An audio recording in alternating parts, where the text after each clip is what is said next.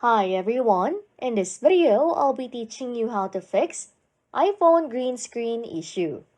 First things first, to force restart your iPhone, which can be useful, especially when the iPhone screen flashes green due to software bugs, just follow these steps.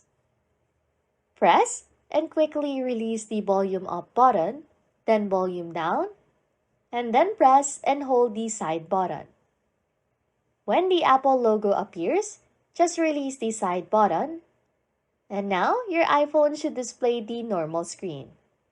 However, if the issue persists, you want to move on to the next method.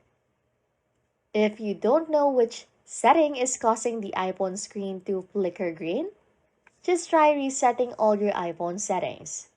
But take note that this will remove all incorrect settings, leading to the iPhone green screen issue.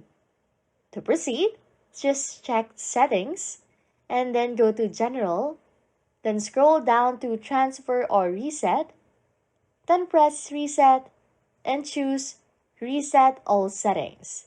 This method can fix many setup issues and your device will be back to normal.